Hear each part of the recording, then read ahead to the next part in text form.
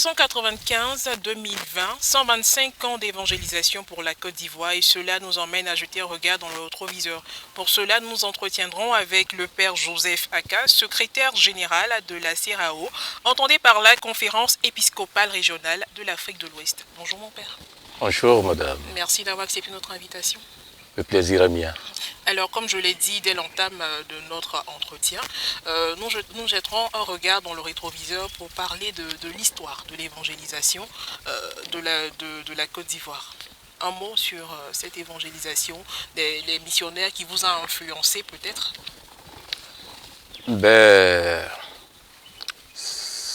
Les premiers mots qui me viennent à l'esprit, c'est des mots d'action de grâce envers Dieu, mais aussi envers les premiers missionnaires qui ont foulé notre sol. Et en tant que ressortissant d'Assini Mafia, je suis d'autant plus heureux que si on devrait parler d'Assini, on parlerait de peut-être 4 siècles d'évangélisation, parce que les premiers missionnaires y ont débarqué en 1400. Bref, donc c'est dans l'action de grâce que nous voulons vivre ce moment, pour dire merci à Dieu, pour dire merci à tous ceux qui, dès le début, ont accepté la parole de Dieu et l'ont transmis petit à petit aux générations futures dont nous sommes les fruits aujourd'hui. Et donc, moi, c'est l'action de grâce. Père Joseph Aka, vous avez une expérience particulière de mission. Vous êtes vous-même le fruit d'une coopération missionnaire, Grand Bassam Takoradi. Comment s'est passée cette coopération missionnaire qui vous a conduit au Ghana et par la suite vous conduit aujourd'hui, des années après, au Nigeria? Merci pour cette question. Qui me fait replonger un peu dans l'histoire de ce diocèse avec Monseigneur Joseph Akichi, qui, après le bac, avec son conseil, a décidé de m'envoyer au Ghana pour faire mon grand séminaire. Donc, ouais, déjà étudiant, j'étais plongé un peu dans cet esprit de mission. Et donc, c'est la volonté de 2 évêques qui étaient amis, Monseigneur Joseph Akichi et Monseigneur Charles Soukoué-Koussam, de regrettée mémoire, évêque de Takoradi, et qui étaient très amis et qui ont voulu d'une manière ou d'une autre sceller un peu cette amitié en m'envoyant au Ghana. Mais c'était une manière aussi de dire merci à Monseigneur Sam qui, dès le début, comme le diocèse de Bassam n'avait pas assez de prêtres, avait accepté d'envoyer des prêtres dans ce diocèse pour travailler avec nous, avec lui, pas avec nous. Et puis après, bon, on m'a envoyé, Monseigneur Sam m'a pris comme son enfant, qui a pris en charge toute mon éducation. Et vraiment, donc je suis redevable à ces 2 évêques, au diocèse de Grand Bassam et au diocèse de Takoradi, qui ont fait que je suis ce que je suis aujourd'hui. Alors mon père, aujourd'hui vous êtes au Nigeria, secrétaire de la conférence réunie des épiscopats de l'Afrique de l'Ouest. Quand on pense au Nigeria, on pense à la réalité de la mission qui est plutôt difficile avec le terrorisme, la question du terrorisme et tout ce qu'on entend dans l'actualité. Comment vous vivez tout ça là-bas? Oui, c'est vrai qu'il y a le terrorisme au Nigeria, mais pas seulement au Nigeria, un peu partout en Afrique de l'Ouest. Le terrorisme aussi aux États-Unis, le terrorisme aussi en France. Hein. Donc, c'est vrai qu'au Nigeria, de manière particulière, être prêtre aujourd'hui, surtout dans la partie septentrionale, est très très difficile. Mais pourtant, les prêtres y sont, les évêques y sont. Récemment, vous avez sans doute appris qu'on a lancé un fatwa sur un évêque, l'évêque notamment de Sokoto, dans la partie septentrionale. Mais il demeure toujours évêque de ce lieu, il y réside, il prêche. Donc il y a des difficultés un peu partout. Nous essayons de donner le meilleur de nous-mêmes, de témoigner de la vie du Christ. Et puisque rendre témoignage, comme dit le mot grec, le témoin c'est le martyr, et le martyr c'est celui qui donne sa vie. Donc il y a ce double témoignage-là de vivre comme le Christ, d'aider comme le Christ a aidé ses frères et sœurs, de faire en sorte que la parole de Dieu impacte la vie des uns et des autres. Et donc c'est dans ce contexte même qu'on doit voir un peu notre témoignage de missionnaire et ne pas fuir. Et faire en sorte que l'évangile impacte la vie, l'évangile de la paix, l'évangile de la fraternité, l'évangile du service impacte la vie de nos frères pour qu'ensemble nous vivions cette fraternité dont le pape François en parlait dans Fratelli Tutti. Alors mon père, la conférence épiscopale régionale de l'Afrique de l'Ouest a été fondée en 2012. Aujourd'hui nous sommes en 2021. Qu'est-ce qui a changé? Et surtout peut-être au niveau des appellations, de la composition même de cette organisation et tout ça. Est-ce qu'il y a eu des changements? Alors il faut se replonger un peu dans l'histoire. Conférence épiscopale régionale de l'Afrique de l'Ouest a été créée en 1963 en plein Concile Vatican II. Mais ça regroupait uniquement les évêques francophones et les 2 pays lusophones.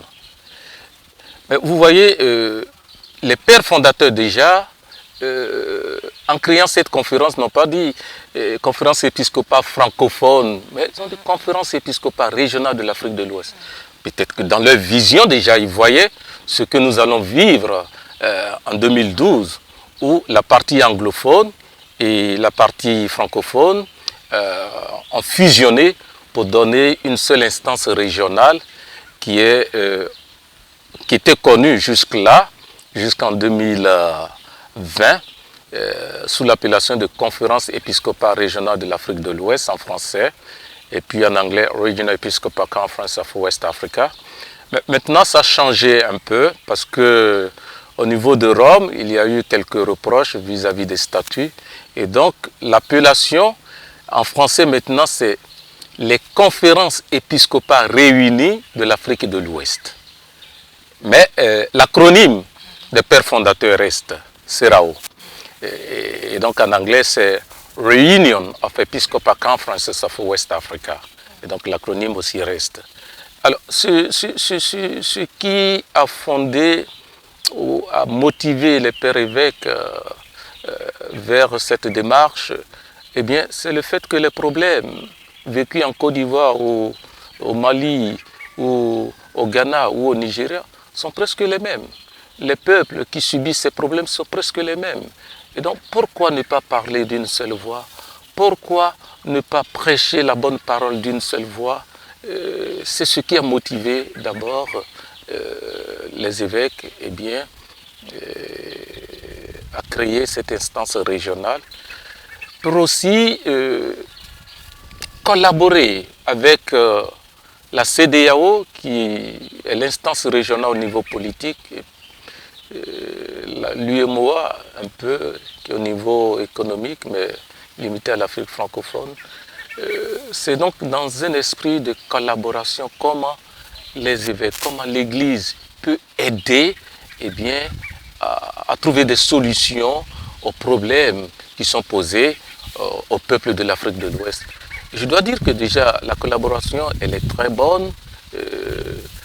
Déjà on a fait des ateliers de séminaires ensemble avec la CEDEAO sur par exemple le dialogue intra-religieux et interreligieux.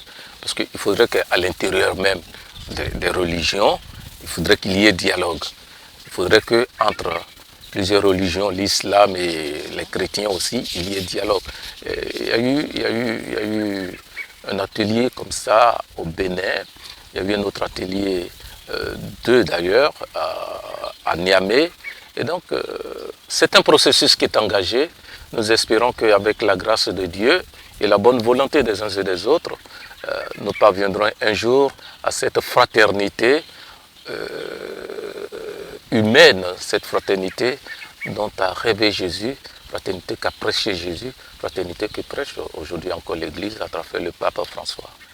Alors, Père Joseph, vous êtes d'un pays francophone d'origine, vous vous retrouvez dans un pays anglophone. C'est vrai que vous avez une formation plutôt anglophone. Alors comment se vit la mission dans la diversité linguistique et culturelle? D'abord, il faut parler les 2 langues. Donc, Ben Dieu merci par la sinon les trois. formation. Par la formation, je n'ai pas de problème vis-à-vis des langues. Je dois dire que j'étais très nul dans les matières scientifiques, hein. Mais dans les matières littéraires, j'étais assez bien. Et donc, c'est une grâce que peut-être le diocèse a voulu exploiter. Au Nigeria où je suis, ben, les messes, les célébrations, même les contacts se vivent en anglais. Et au niveau culturel, il faut dire que l'engouement, on est impressionné par l'engouement de l'église au Nigeria quand ils font leurs célébrations. C'est vrai qu'un peu partout en Afrique, il y a de l'engouement, mais au Nigeria encore plus, hein. Et je pense que c'est un peu plus comme ça au Ghana et au Nigeria. Un peu moindre quand on va au Libéria et en Sierra Leone. Il n'y a vraiment pas de déracinement. On essaie, comme dit Saint Paul, d'aimer la culture dans laquelle nous nous trouvons, de la comprendre, de la vivre si possible, et puis de la partager. Et c'est ce qui nous motive et c'est ce qui nous donne la force de le faire. Très bien. Alors mon père, qu'est-ce que vous pouvez donc apporter aux chrétiens, à la marche ecclésiale là, des chrétiens aujourd'hui, après toutes les expériences que vous avez vécues avec les pays anglophones et tout ça, pour redynamiser cette marche-là, où on parle de nouvelle évangélisation de la Côte d'Ivoire? Ben, moi, je comprends la nouvelle évangélisation comme une évangélisation en profondeur. En profondeur. Il faut que nous soyons davantage enracinés dans nos cultures, évangéliser notre culture, faire en sorte que on ne dise pas « Ah, c'est parce que je suis africain que je fais ça ». Non, non, non, non. Quand on est africain aussi, on peut aimer Jésus-Christ, adorer l'Eucharistie, ne pas avoir d'autres idoles, d'autres protections que Jésus-Christ, sa parole qui nous guide. Et donc, je voudrais que dans cette nouvelle évangélisation, l'accent soit mis sur la parole de Dieu. La parole de Dieu. Ce que l'Église catholique a réussi avec l'Eucharistie, un peu partout on fait l'adoration de l'Eucharistie, c'est très bien, c'est fantastique. Si on pouvait réussir la même chose avec la Bible, la parole de Dieu, où il y a des cercles bibliques, on étudie la Bible, les chrétiens ne sont pas dépaysés, du moins les catholiques ne sont pas dépaysés quand ils lisent quelque chose. C'est ça. Il faut insister davantage sur la parole de Dieu, la formation de cette parole. Il faudrait que les chrétiens s'y intéressent, ne se contentent pas d'écouter les homélies, mais aussi lisent la Bible. Il faudrait qu'ils lisent la Bible. Ça, c'est très important. Donc moi, je pense que l'apostolat biblique doit retrouver la place qui lui sied au niveau de cette nouvelle, dans cette nouvelle évangélisation. Très bien. Alors mon père, nous vous remercions d'avoir accepté de partager avec nous votre expérience, de partager avec nous certaines connaissances. Que puisse Dieu vous soutenir dans votre mission. C'est moi. Merci. Merci. Voilà, ça sera tout pour cet entretien.